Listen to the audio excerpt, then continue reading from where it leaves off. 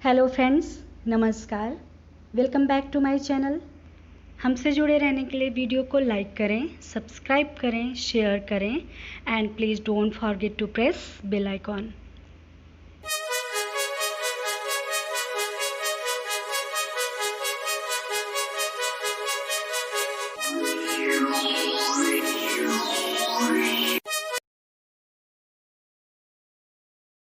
हमेशा से ये कोशिश रहती है कि मैं आपके लिए नए नए टॉपिक पे नई नई वीडियो लाऊं। इसीलिए आज मैं धारा 16 लाई हूँ और धारा 1 से 15 तक हम पहले ही पढ़ चुके हैं और आज जो मैं बात करने वाली हूँ वो है धारा 16 की। और जो धारा 16 है वह साक्ष्य अधिनियम के अध्याय 2 के तथ्यों की सुसंगति के विषय में से है और यह भाग 1 में है। लेकिन कुछ भी शुरू करने से पहले हमें मोटिवेट होना बहुत ज़रूरी होता है, उसके लिए हमें एनर्जी से भरपूर होना बहुत ज़रूरी होता है। इसलिए मैं हमेशा से ही आपके लिए एक बहुत ही खूबसूरत लाइन हमेशा लाती हूँ। तो आज वो लाइन है, असफलता मुझे कभी पछाड़ नहीं पाएगी यदि सफल होने का मेरा संकल्प काफ़ी मजबूत है। जी हाँ, सफलता के लिए हमें दृढ़ संकल्प होना बहुत ही ज़रूरी है। अगर आपके अंदर दृढ़ संकल्प नहीं है तो आप सफल नहीं हो सकते, और आपके अंदर दृढ़ संकल्प है तो आपको असफलता छू भी नहीं पाएगी। तो चलिए इसी के साथ देखते हैं धारा 16 की बेयर एक्ट लैंग्वेज क्या कहती है। कारोबार के अनुक्रम का अस्तित्व कब सुसंगत है। देखिए यहाँ पे पहली ही लाइन, कारोबार के अनुक्रम के अस्तित्व के बारे में बात कही जा रही है। अब आप सोचेंगे कि कारोबार का अनुक्रम क्या है। कारोबार का अनुक्रम मतलब कोई भी बिजनेस ले लीजिए, कोई भी व्यवसाय ले लीजिए, सरकारी काम ले लीजिए जो हमेशा की तरह होता आता है। मान लीजिए कोई सरकारी काम ही है, हम इसको एक बहुत ही सिंपल तरीके से समझने की कोशिश करते हैं। मान लीजिए जैसे पोस्ट ऑफिस का ही काम है, जो उसमें पत्र डाले जाते हैं, ले जाए जाते हैं, फिर किसी व्यक्ति को वो मिलता है पत्र। तो अगर उसी के बारे में कोई प्रश्न उठ जाए, सवाल पैदा हो जाए, तो हम इसको कैसे साबित करेंगे, वो फैक्ट कैसे रिलेवेंट होगा, उसी की बात है आज। तो जो अधिनियम की बेयर एक्ट लैंग्वेज है वो ये है कि जबकि प्रश्न यह है कि क्या कोई विशिष्ट कार्य किया गया था। क्या है प्रश्न? कि क्या कोई विशिष्ट कार्य किया गया था, तब कारोबार ऐसे किसी भी अनुक्रम का अस्तित्व जिसके अनुसार वह कार्य स्वभावतः किया जाता सुसंगत है।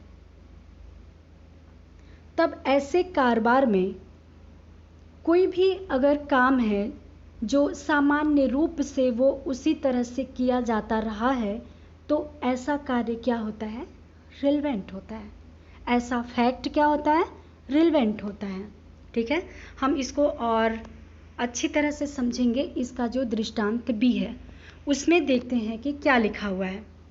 जबकि प्रश्न यह है कि क्या एक विशिष्ट पत्र को मिला, मतलब प्रश्न क्या है कि क्या कोई विशिष्ट पत्र किसी व्यक्ति को मिला।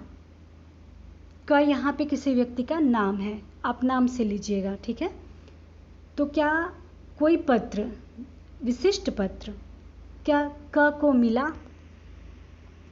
यह तथ्य कि वह सम्यक अनुक्रम में डाल दिया गया था और वह पुनः प्रेषण केंद्र द्वारा लौटाया नहीं गया था सुसंगत है। कहने का मतलब जैसे रोज की तरह सारे पत्र डाले जाते थे, उसी तरह से ये पत्र भी डाक में डाला गया था और पुनः प्रेषण केंद्र द्वारा वापस नहीं आया था। तो इसका मतलब क्या है? इसका मतलब जब वापस नहीं आया तो इसका मतलब है कि वो ए को मिला। तो ये फैक्ट क्या है? रिलेवेंट है। और इसको अच्छी तरह से समझने के लिए एक केस देखते हैं। मुबारक अली अहमद बनाम state of Bombay 1957 supreme court का केस है। ठीक है, इस केस में क्या है, सुप्रीम कोर्ट के सामने तर्क दिया गया था कि क्या किसी पत्र को डाक में डाल देने से यह उपधारणा कर लेनी चाहिए कि पत्र पहुंच गया होगा। जी नहीं, जब तक कि यह भी साबित न हो कि पत्र रिटर्न ऑफिस द्वारा वापस नहीं आया है। कहने का मतलब कि पत्र को रिटर्न ऑफिस द्वारा वापस न आना जरूरी है। अगर वापस आ जाएगा तो इसका मतलब है कि वो ए को नहीं मिला होगा, नहीं मिलेगा। मिला होगा क्या मतलब नहीं मिलेगा। अगर वो पुनः प्रेषण केंद्र से वापस नहीं आता है तभी कोर्ट जो है इसके बारे में उपधारणा करेगी कि वो वाकई में ए को मिला होगा। ठीक है। इस धारा में एक मैगजीम है और एग्ज़ाम में बहुत ही पूछा जाता है, बहुत ध्यान से सुनिए। और इस अधिनियम में जो भी मैगजीम है वो लैटिन वर्ड में होते हैं। तो मैगजीम देखिए क्या है। ओमनिया प्रोसेमनेटर अन टेरेट एट सोलिमनेटर एसे एक्टा, जिसका मतलब है समस्त कार्यों को नियमित रूप से और सही ढंग से किया जाना, उपधारित किया जाना चाहिए। ठीक है। देखिए, अगर कोई भी कार्य हो तो हम पहले ही उसके बारे में उपधारणा नहीं करेंगे कि वह गलत है।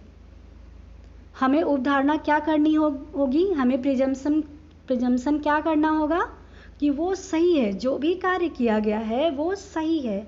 हम उसके बारे में गलत उपधारणा नहीं कर सकते। पहले उसके सही होने की उपधारणा करेंगे।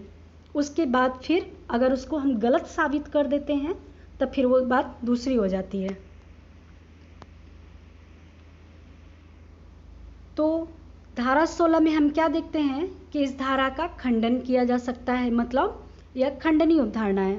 फ्रेंड्स, खंडनीय उपधारणा क्या है, अखंडनीय उपधारणा क्या है, तथ्य की उपधारणा क्या है, विधि की उपधारणा क्या है, मिश्रित उपधारणा क्या है, निश्चायक सबूत क्या है, इसकी हम पहले ही बात कर चुके हैं।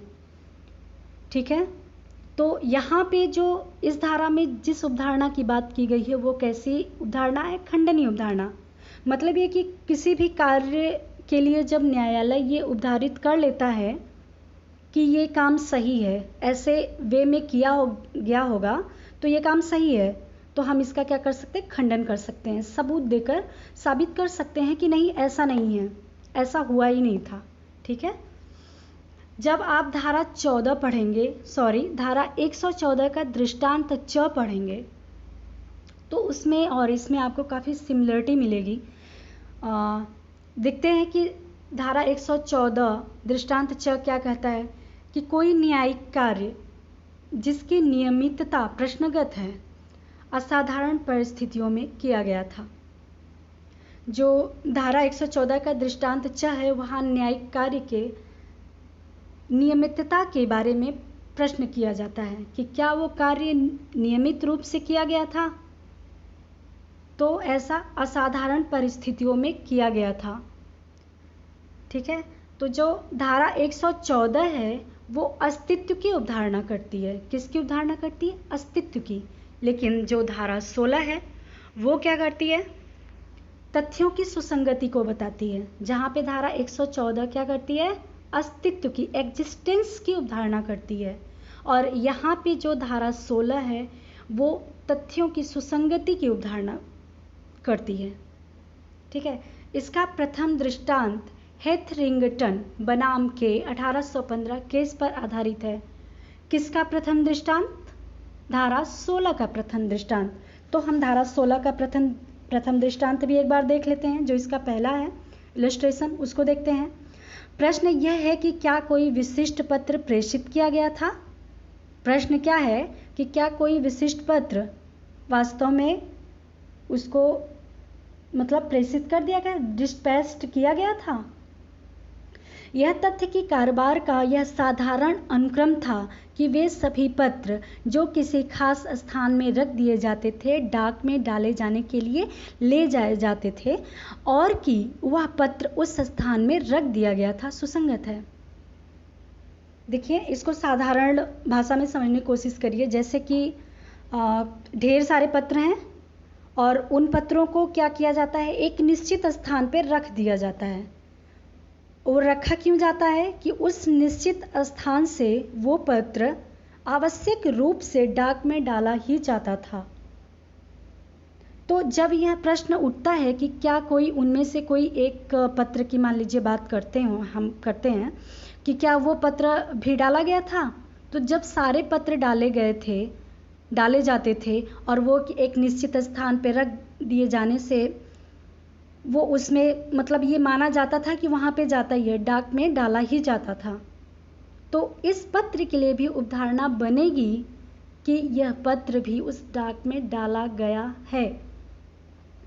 ठीक है, तो इसका जो धारा 16 का जो फर्स्ट इलस्ट्रेशन है वो हेथरिंगटन बनाम के 1815 केस पर आधारित है।